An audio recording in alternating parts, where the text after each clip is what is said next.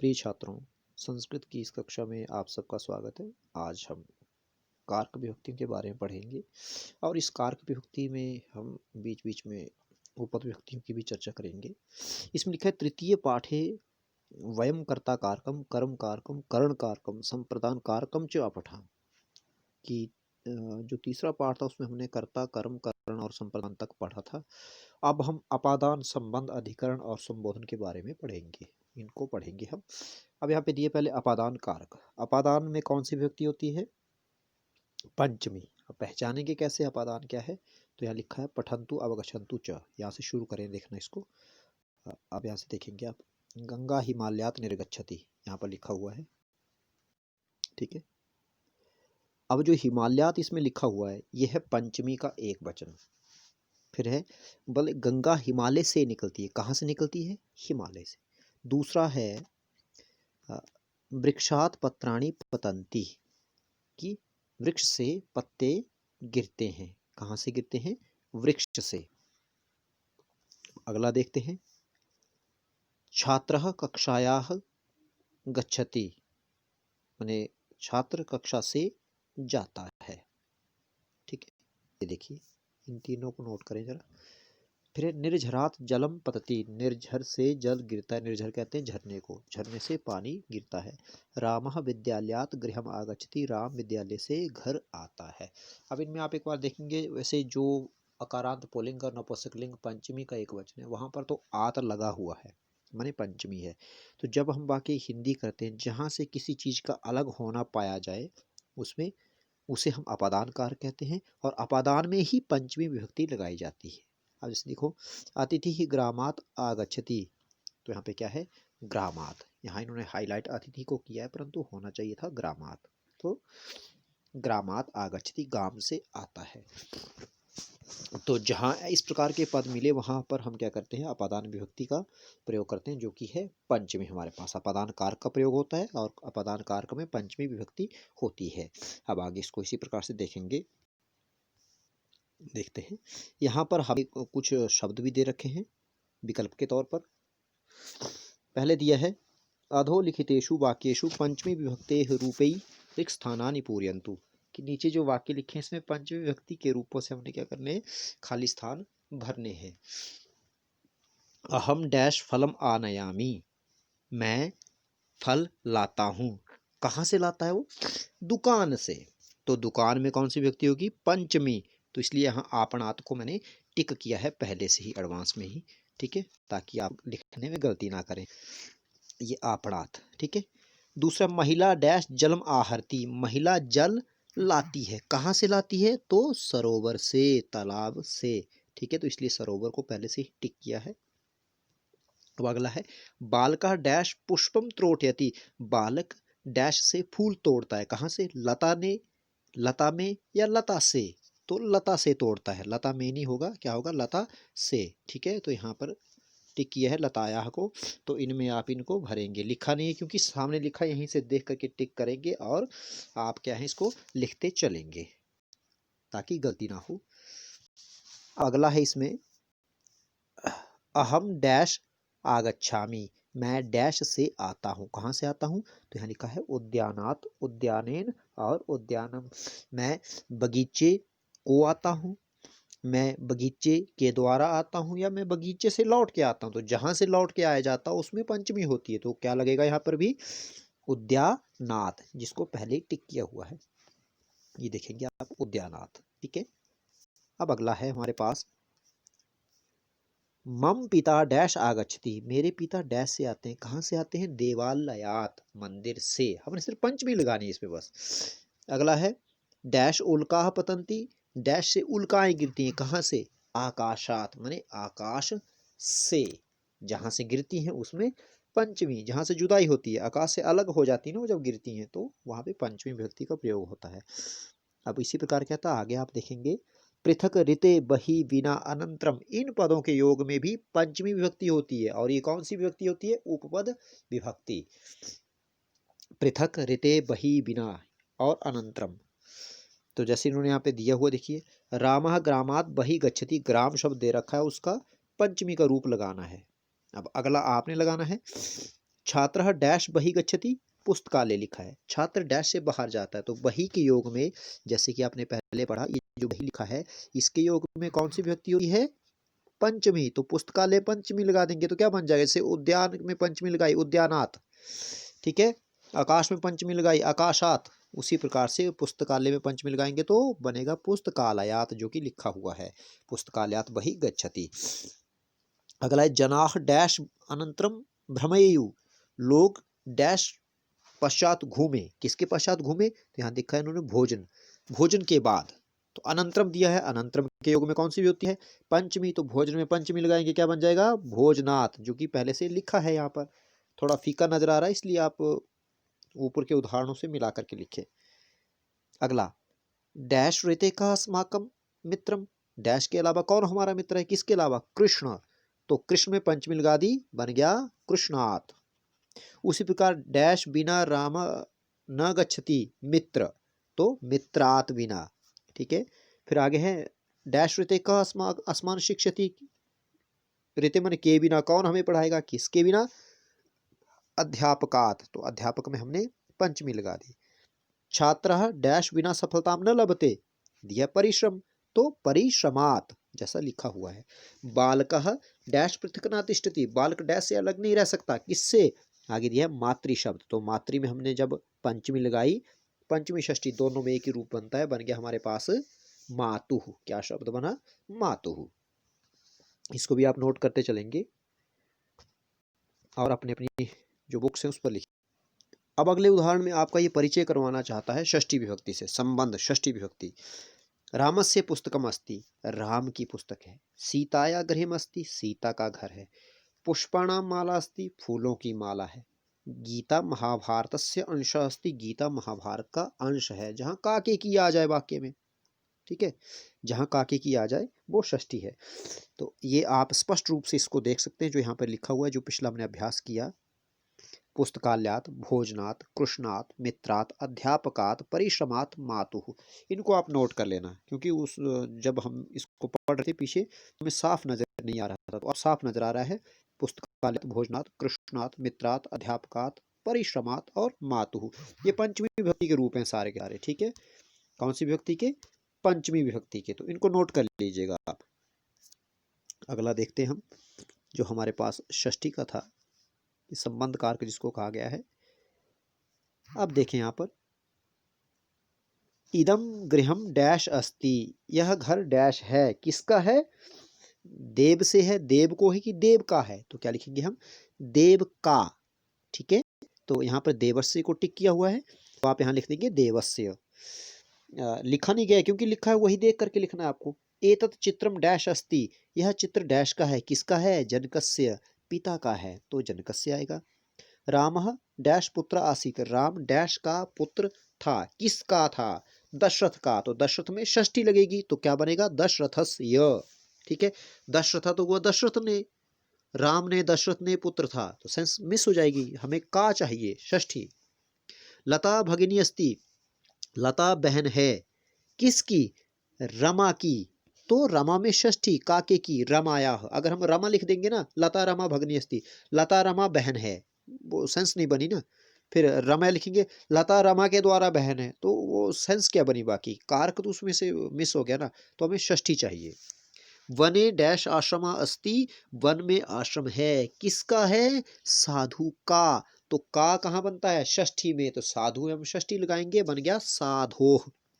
शिष्य सेवाम करोति, शिष्य सेवा करता है, किसकी सेवा करता है, मुनि की, तो मुनेह, ठीक है, षष्ठी काके की बस जहां पर आ जाए, ध्यान रखना इस बात का। अब इसमें लिखता है ध्यातव्यम यत्, बोलता है ध्यान रखना चाहिए कि ऊपरी, अधा, पुरतः और पृष्ठतः, इन पदों के योग में भी षष्ठी विभक्ति होती है, हमेशा याद रखिए इस चीज को, वो कहता है, ठीक है, ये है आपकी उपपद विभक्ति। जैसे पर्वतस्य ऊपरी हिमम अस्ति, तो उन्होंने लिखा है पर्वत, और यहाँ ऊपरी लिखा है, तो पर्वत में कौन सी विभक्ति लग गई, षष्ठी लग गई। वानराह डैश ऊपरी कूर्दंती, और यह वृक्ष, अगर ऊपरी लगा यहाँ पर तो वृक्ष में कौन सी लगेगी, षष्ठी, तो लगा दी इन्होंने वृक्षस्य। उसी प्रकार से पुरतः नदी अस्ति, और आगे लिखता है मंदिर। तो पुरतः अगर हमारे पास लगा हुआ है तो विभक्ति लगेगी षष्ठी, मंदिर के सामने। भूमे अधः जलम अस्ति, तो भूमि में षष्ठी विभक्ति लगाई गई है। क्यों लगाई गई है? क्योंकि अधः लिखा हुआ है। ये उपद विभक्ति में आप पढ़ चुके हैं पहले ही। अब इसको स्पष्ट रूप से लिखने के लिए आपको दोबारा से दिखाया जा रहा है, इसको देख लें एक बार से। अब अगला है हमारे पास, इसी का रूप है, आगे लिखता है पृष्ठतः उपवनम अस्ति, पीछे उपवन है, पीछे बगीचा है। किसके? आगे दिया है यहाँ पे इन्होंने देवालय, तो देवालयस्य षष्ठी लगेगी इसमें। आगे दिया है पुरतः शिष्य अस्ति, सामने शिष्य है। किसके? आगे शब्द लिखा है इन्होंने गुरु, तो गुरु में कौन सी विभक्ति हो जाएगी? षष्ठी, क्योंकि पुरतः के योग में हम लगाते हैं षष्ठी विभक्ति। तो गुरु षष्ठी का एक वचन, गुरु एक है यहाँ पे, क्यों एक है? क्योंकि अस्ति दिया हुआ है, तो एक वचन होगा। तो हम भी गुरु क्या करेंगे? एक वचन लगाएंगे, जो कि होता है षष्ठी एक वचन, गुरो। ठीक है। अब अगला है सप्तमी अधिकरण, जिसमें मैं पर आए। रजत डीएवी विद्यालय पढ़ती, रजत डीएवी विद्यालय में पढ़ता है, तो मैं कहाँ पे लगा? विद्यालय, सप्तमी है। अहम रात्रौ गृह कार्य करोमि, मैं रात में घर का काम करता हूँ, मैंने गृह कार्य जो स्कूल से दिया होता है, तो रात्रि में सप्तमी। मम जन का प्रातः काले भ्रमति, मेरे पिता सुबह घूमते हैं। कब घूमते हैं? सुबह, मॉर्निंग टाइम में। तो समय बताया प्रातः काल, में पर सप्तमी। जले पी जीवा बसंती, जल में भी जीव रहते हैं, तो में कहाँ पे आया? जल में, तो जल में सप्तमी। किस में रहते हैं? जल में। सरोवरे मत्स्याः हसंती तरंती, तालाब में मछलियां तैरती हैं। कहाँ तैरती हैं? तालाब में। तो जो आधार है ना, वही अधिकरण है, और अधिकरण में होती है सप्तमी। क्या बोलता है? नूनम निश्चय से ही विद्यालय रात्रो प्रातः काले जले सरोवरे च, ठीक है, कदा कुत्र वा भवति, कार्य कब और कहाँ हो रहा है? तो इन्हीं जगहों पर हो रहा है। यदा यत्र व कार्य भवति, जब जहाँ कोई कार्य होता है उसको अधिकरण का कार्य कहते हैं, और अधिकरण में सप्तमी विभक्ति का प्रयोग किया जाता है। ठीक है। अब आगे हैं इसमें जो सप्तमी विभक्ति का प्रयोग बताया गया उसको देखेंगे हम। देखिए यहाँ पर ध्यान से इसको, एका बालिका क्रीडती, एक बालिका खेलती है। कहाँ खेलती है? तो खेलने की जगह है उद्याने, बगीचे में। जिस जगह पर खेलती है, उद्यान में नहीं होता। एक बालिका बगीचे को खेलती है, तो सेंस मिस हो जाएगी ना। तो यहाँ पे क्या लगेगा? बगीचे में, तो हमने उद्याने को टिक किया है पहले से ही। वृक्षस्य एकः वानरः तिष्ठति, वृक्षस्य, वृक्ष की, किस पर? शाखायाम, ठीक है, तो शाखा पर एक बंदर जो है बैठा है। जनाः डैश स्नानम कुर्वन्ति, कहाँ स्नान करते हैं? नद्याम, तो नद्याम को टिक किया हुआ यहाँ पर, ठीक है। चित्राणि सन्ति, कहाँ है? कक्षायाम, सप्तमी का एक वचन, जहां पर है वहां सप्तमी। एकम उद्यानम अस्ति, कहाँ पर है एक उद्यान? विद्यालय में, विद्यालय शब्द दे रखा है ना हमारे पास, विद्यालय में, तो हम में वाला चूज करेंगे, विद्यालय नहीं लेंगे हम। पुष्पाणि विकसंती, फूल खिलते हैं। कहाँ खिलते हैं? कहते हैं वाटिका ने, वाटिका के द्वारा, या वाटिका में, तो वाटिका में, वाटिका याम। इसका जो सही उत्तर होगा वो होगा वाटिका याम, क्योंकि खिलने की जो जगह है, आधार कौन सा है? वाटिका नहीं होती तो पुष्प नहीं होते, इसलिए आधार जो है वही अधिकरण है। वाटिका में, तो जहां में लगे ना, कर्ता ने कर्म को करने से के द्वारा संप्रदान के लिए, अपादान से अलग होने अर्थ में। अपादान क्या होता है? अपादान के लिए, से लिए, कहाँ पे आता है? कर्ण में होता है हमारे पास तृतीय ने से, चतुर्थी होता है के लिए, और अपादान होता है से, अलग होने अर्थ में, ठीक है। और षष्ठी जो है से, संबंध काके की, और अधिकरण में पर। कर्ण में भी से और अपादान में भी से, चतुर्थी में को भी होता है, के लिए भी होता है, ठीक है।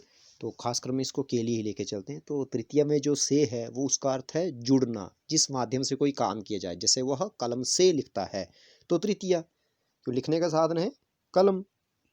वह विद्यालय से आता है, तो अब विद्यालय से आ रहा है, मैंने विद्यालय को साथ में नहीं लाया, विद्यालय को छोड़ के आ गया, तो वहां दूरी पैदा हुई, ठीक है। तो जहां जुदाई हो गई, हट गई कोई चीज, वहां पंचमी विभक्ति का प्रयोग किया जाता है। अब इसमें कुछ शब्द दिए गए हैं, इनको देखेंगे। माता पुत्र स्नेहती, पुत्र शब्द दिया हुआ है यहाँ पर, ठीक है, तो आपको इसमें सप्तमी विभक्ति लगानी है। आगे है बालकः डैश विश्वस्ति, किस में विश्वास करता है? शब्द दिया है गुरु, तो गुरु सप्तमी एक वचन बनता है गुरु। आचार्य स्नेहति, आचार्य स्नेह करता है किससे? छात्र से, तो से नहीं लगाएंगे यहाँ, छात्र में विश्वास करता है, स्नेह करता है, तो छात्रे। क्यों? क्योंकि यहाँ पे दे रखा है आपके पास स्नेह और विश्वास, निपुण, कुशल, इन पदों के प्रयोग में जब प्रयोग करते हैं तो सप्तमी विभक्ति का प्रयोग करते हैं। ये आपने उपपद विभक्ति में भी पढ़ा हुआ है। फिर पितृ शब्द, पुत्र पितरी विश्वस्ति, सप्तमी का एक वचन, पुत्र पिता में विश्वास करता है। सुरेशा निपुण अस्ति, किस में निपुण है?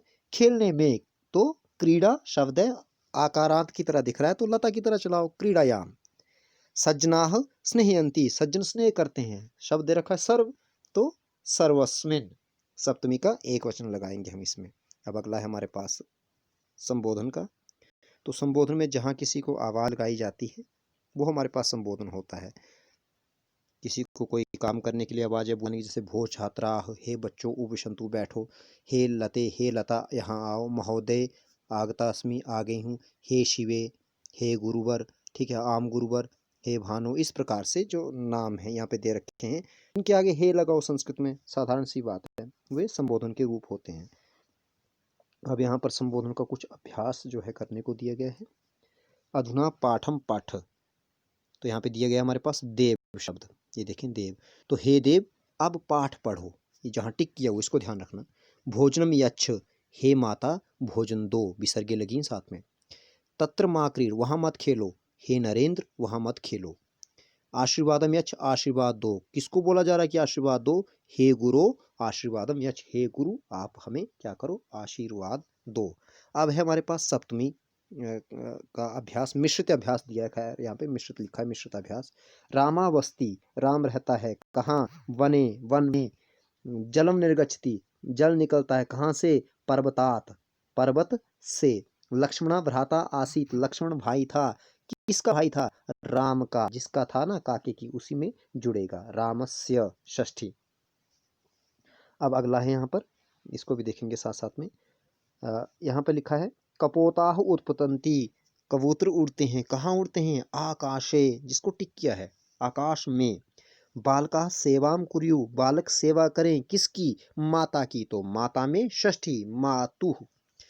आगरा नगरम तटे स्थितम अस्ति, आगरा नगर तट पर स्थित है, किसके तट पर? तो यमुनायाह, माने यमुना के, काके की, यमुना में षष्ठी लगाएंगे हम, यमुनायाम करेंगे तो गलत हो जाएगा, ठीक है।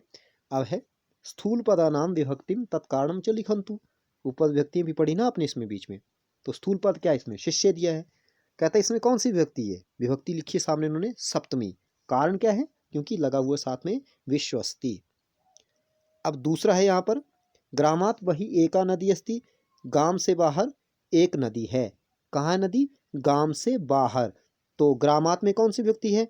पंचमी, लेकिन क्यों है? क्योंकि साथ में क्या लगा हुआ है? बही लगा हुआ है हमारे पास, ठीक है, तो यहाँ पर कौन सा हो गया हमारे पास? पंचमी विभक्ति बही हो गई, साथ में लिखा भी है पेंसिल से मैंने, उसको नोट करें। गृहस्य पुरतः मंदिरम अस्ति, घर के सामने मंदिर है, तो गृहस्य में कौन सी विभक्ति है? हाईलाइट किया हुआ है, गृहस्य स्य षष्ठी है, ऐसे ना पता चले तो जैसे रामस्य जनस्य, तब भी पुरता जहां पर लगा है उससे पहले वाले शब्द में जिसके बात की गई, जिसके सामने है, किसके सामने? घर के, तो उसमें षष्ठी होगी गृहस्य, कारण क्या है? पुरता ही हो गए। गुरु शिष्य स्नेहति, गुरु शिष्य से प्रेम करता है, स्नेह करता है, तो शिष्य में कौन सी विभक्ति है? जैसे राम है सप्तमी, लेकिन ऐसे ना पता चले तब भी स्नेहति के योग में सप्तमी विभक्ति होती है। बालकः अध्ययनात् अनंतरम क्रीडति, बच्चा पढ़ने के बाद खेलता है, तो अध्ययनात् में कौन सी व्यक्ति है? जैसे रामात पंचमी, लेकिन कारण क्या है? अनंतरम, अनंतरम के योग में जो होती है पंचमी विभक्ति होती है। जिस किसी चीज के बाद की हम बात करते हैं वहां पर उस काम में जो पहले किया जा रहा है उसमें पंचमी होती है। तो यहाँ पे बालक क्या कर रहा है? दो काम कर रहा है, एक तो अध्ययन किया उसने और बाद में खेला, तो पहले क्या किया उसने? अध्ययन, तो जो काम हो चुका ना उसमें पंचमी, अध्ययनात् अनंतरम, इसीलिए बताया जा रहा है कि अनंतरम के योग में पंचमी होती है, उसके बाद वह खेलता है। इस अभ्यास कार्य को अपनी अपनी आप पुस्तकों में लिख लें, और इस प्रकार आपका ये जो पाठ्यक्रम था संस्कृत का वह समाप्त हुआ। जो पाठ 10 और 11 है वे केवल पठनार्थ हैं, उनको भी आप पढ़ेंगे। इति ओम शम।